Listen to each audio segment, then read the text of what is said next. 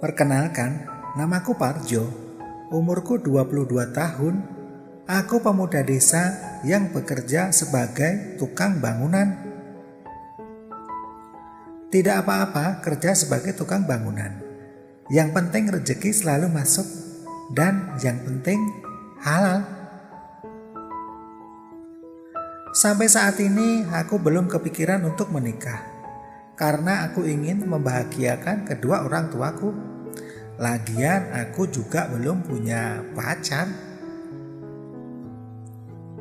Saat ini aku kerja di tempat yang agak jauh dari rumahku. Kurang lebih 30 menit perjalanan naik motor.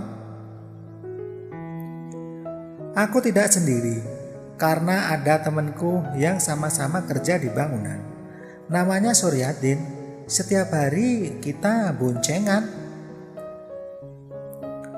Aku dan Suryadin sudah lama bersahabat. Bahkan kita layaknya seorang saudara. Padahal kita cuma teman saja.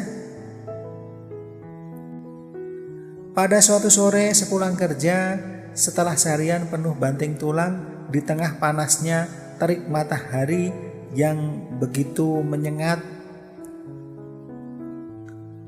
aku mengajak Suryadin mencari rumah makan terdekat untuk mengganjal perutku yang sudah terasa lapar. Dengan baju kami yang masih terlihat sedikit kotor bekas debu jalanan, aku dan Suryadin pun tak menghiraukan penampilan kami berdua. Karena saat itu rasa lapar yang mengharuskan kami percaya diri untuk masuk ke rumah makan yang tetap ramai pengunjung. Setiba di sana, kami mencari meja kosong yang sedikit berjauhan dengan kebanyakan orang. Karena kami sadar pakaian kami kotor bekas kerja seharian. Namun sayang, hanya ada satu meja yang tersisa. Itu pun setengahnya sudah terisi dua wanita cantik yang bersih dan harum banget. Makanya mau tak mau kami pun harus duduk berdekatan dengan dua wanita itu, karena sudah tak ada pilihan yang lain. Kurang lebih 15 menit pertama pesanan kami sudah siap santap. Namun ada yang sedikit membuat kami tercengang. Karena tiba-tiba saja wanita cantik di samping kami berkata kotor dan terdengar jelas dengan nada marahnya, hingga membuat kami harus melihatnya. Ternyata dia sedang teleponan marah-marah dengan suaminya. Awalnya kami tak mau ikut campur urusan pribadinya. Namun karena pertengkarannya semakin menjadi-jadi dan membuat suasana gaduh, akhirnya membuat kami risih juga dibuatnya. Hingga Suryadin mencoba menyapanya dengan tersenyum sambil menawarkan makan. Lalu wanita tersebut menjawab dengan tersenyum dan berucap terima kasih. Dalam hatiku berkata, ternyata dia baik juga, walaupun sedang marah besar, masih mau tersenyum. Seiring waktu berjalan, sembari kami makan, mereka tetap melanjutkan pertengkarannya via telepon. Yang akhirnya kami menanyai dengan sapaan sopan, "Maaf sebelumnya, ada masalah apa ya?" tanya Suryadin pada wanita itu. Kemudian dia menjawab, "Ini aku dipaksa untuk tetap bersamanya. Padahal udah berulang kali aku bilang aku mau pisah, tapi tetap saja dia tak mau. Makanya aku marah." Begitu jelasnya jujur pada Suryadin. "Emang dia siapa?" tanya Suryadin. Dia suamiku, jawab si wanita itu. Dengan mendengar itu, aku jadi kaget. Loh, kok suaminya gak mau ditemani, Mbak? Gimana ceritanya? Tanyaku. Mulailah dia curhat pada kami. Namun sebelum memulai, aku menanyai namanya. Dia menjawab sopan pada kami. Namanya Irma.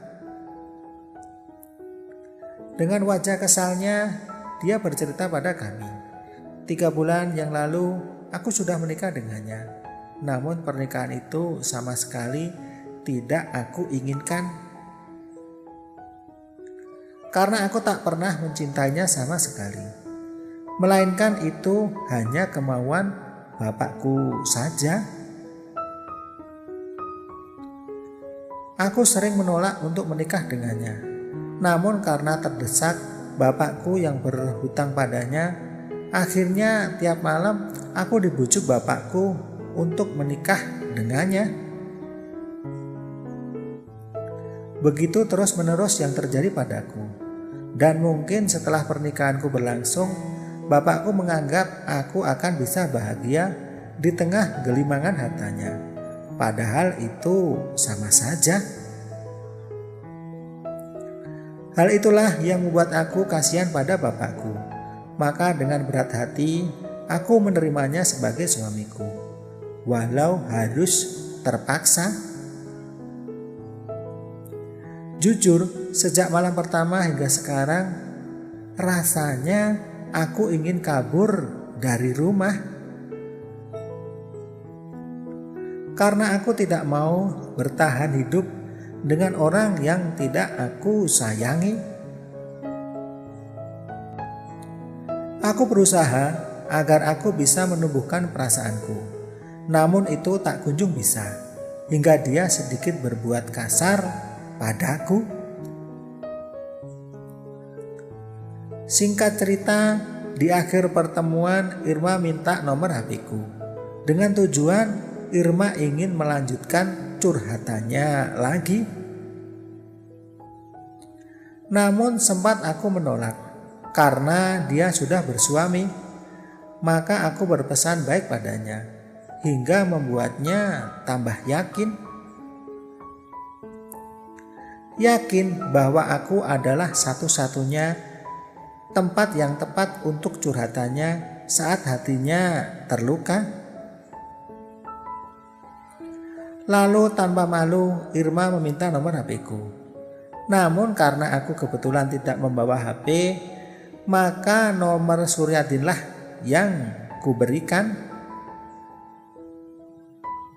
Singkat cerita, tibalah malam hari. Irma menelpon Suryadin. Dia sempat menanyakan namanya. Suryadin pun menjawab, "Curhat aja sama saya, gak apa-apa kok," ujarnya pada Irma.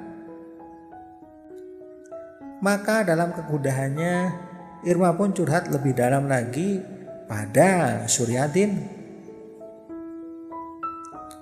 Dia berkata pada Suryadin kalau dia ingin pergi jauh dari suaminya mulai malam ini. Maka jika tidak ada yang mau membantuku, maka aku akan pergi entah kemana. Keadaan itu membuat Suryadin semakin kasihan, hingga dia menemuinya dan mengajaknya ke tempat karaoke. Dengan maksud agar Irma bisa sedikit tenang. Sesampainya di tempat itu tak disangka, Irma memesan minuman yang cukup banyak, sehingga membuat Irma sedikit agak pusing malam itu. Hingga Suryadin membawanya ke penginapan terdekat. Di sanalah Suryadin terjebak pada keinginan Irma.